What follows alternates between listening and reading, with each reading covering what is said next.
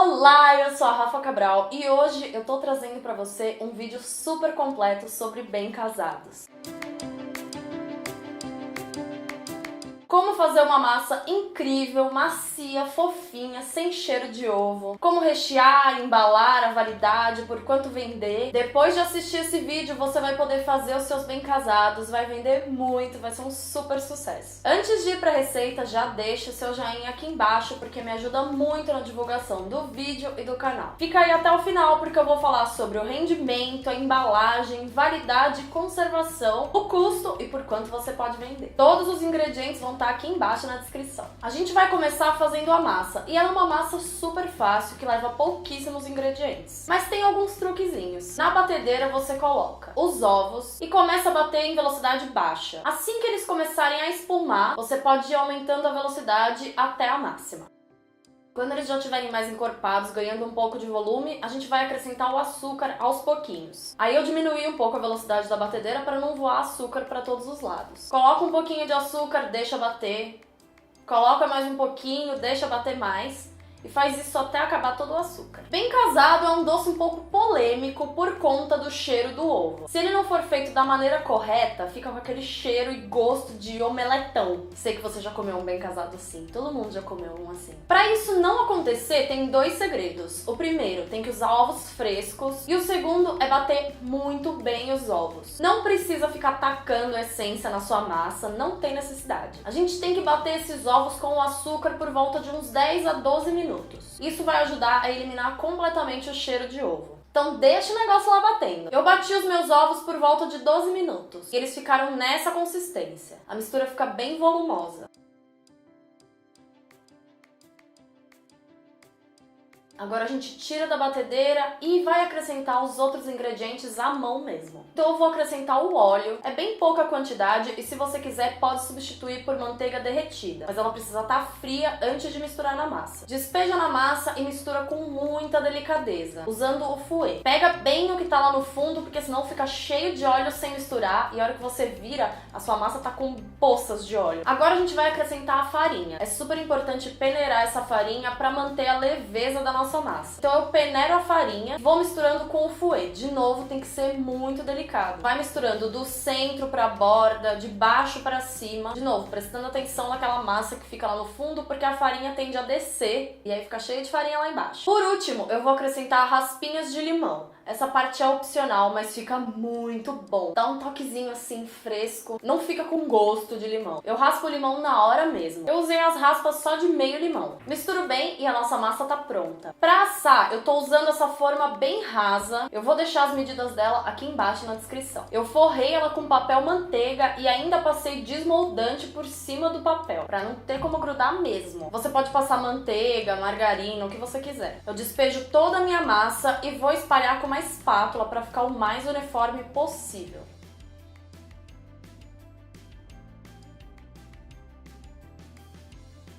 Não vai ficar batendo a assadeira na bancada, como eu vejo muita gente fazendo. Porque a gente ficou lá 12 minutos batendo esses ovos pra incorporar ar na massa e ela ficar leve e fofa. Aí a gente vai lá e dá porrada na bancada, sai todo o ar. Não faça isso. O forno tem que estar pré-aquecido a 180 graus por 20 minutos. Aí a gente leva ela pra assar. Enquanto a nossa massa tá no forno, aproveita e já se inscreve aqui no canal e clica no sininho, porque assim você não perde nenhum vídeo que sai por aqui. Também me segue no Instagram, porque lá eu sempre dou várias dicas e outras receitas. A minha massa assou por mais ou menos 35 minutos. Quando ela começar a ficar corada, você dá uma olhada pra ver se ela tá completamente assada, se não tem nenhuma parte que ainda tá mole, e aí já pode tirar, não precisa esperar ela ficar completamente dourada. Assim que eu tiro do forno, eu vou pincelar um pouco de calda feita com leite de coco e água. A receita vai estar aqui embaixo na descrição. Vai passando com o pincel, não precisa encharcar. Esse passo é totalmente opcional, porque a massa também fica muito gostosa sem molhar, mas eu curto colocar uma caldinha. Assim que terminar de pincelar a calda, a gente vai polvilhar açúcar por cima da massa,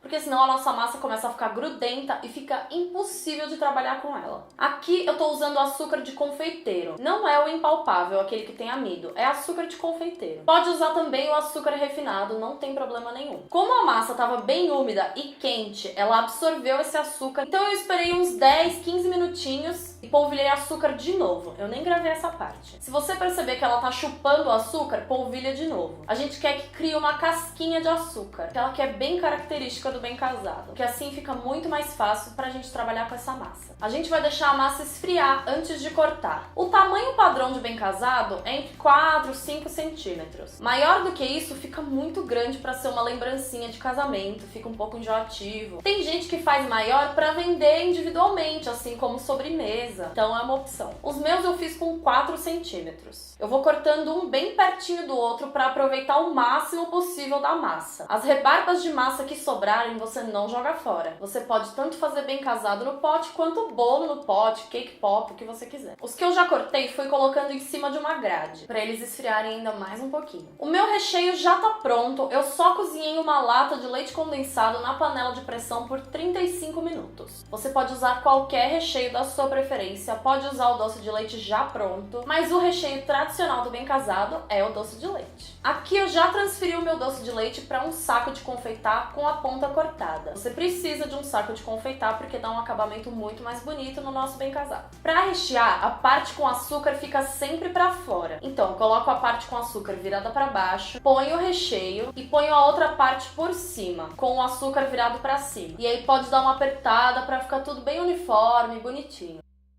Com todos eles montados, eu vou passar no açúcar de confeiteiro outra vez. Gente, acabou o meu açúcar de confeiteiro, então tive que passar no açúcar refinado. Dá certo também, mas eu indico que você use o açúcar de confeiteiro para não ter nenhum grãozinho de açúcar quando a pessoa for morder. Eu passo assim, dou umas batidinhas para tirar o excesso, vou colocar esses bem casados em cima da grade e deixo eles descansando ali por umas 2 horas para absorver bem a calda, esfriar por completo, porque quando a gente embalar, ele tem que estar sequinho e frio. Para embalar, você já encontra nas lojas de confeitaria as embalagens cortadinhas do tamanho certo. Primeiro eu venho com o celofane, posiciono o bem casado no centro, fecho as duas partes, vou embrulhar como um presente. Dobro as laterais e puxo o resto para baixo.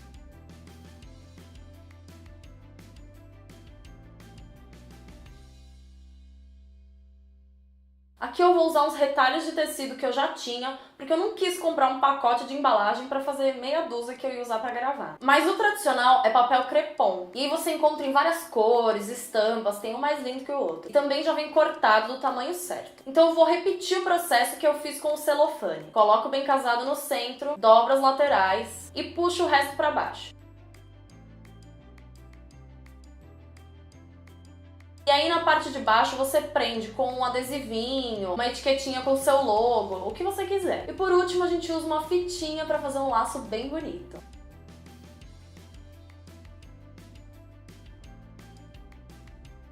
Gente, o mais lindo do bem casado é a embalagem.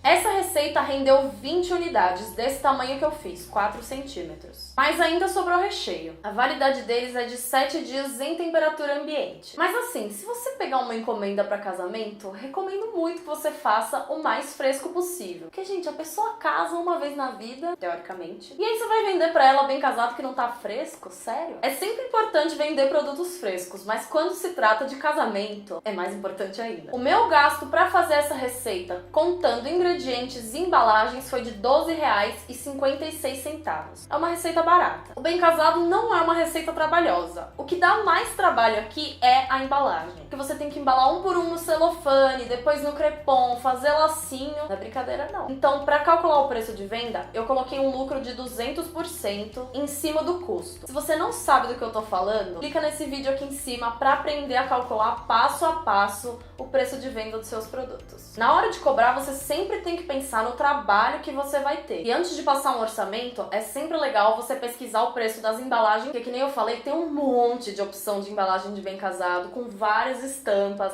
vários tipos de material. Tem gente que ao invés do lacinho pede um tercinho amarrado. Tudo isso tem um custo. Tem gente que cobra pelo bem casado e a embalagem à parte. Minha sugestão é que você venda aí por 2 ou R$ 2,50 a unidade. Esse é um preço super ok para bem casado. É a média de preço que a gente vê por aí mesmo. Tem gente que gosta de vender pelo cento. Se você for fazer isso, pode cobrar a partir de R$ 180 o cento. Só tenha em mente que você está descontando do seu lucro. Então você tem que ver o que compensa mais para você. Esse esse valor de R$180 te dá um bom lucro também, mas é menor do que você vendendo pelo preço da unidade que eu comentei. Então você tem que ver direitinho o que compensa mais pra você, o que o seu cliente quer, enfim. Eu também recomendo que você faça uma pesquisa nos valores da sua região primeiro, porque preço de bem casado varia muito. Um beijo e até o próximo vídeo.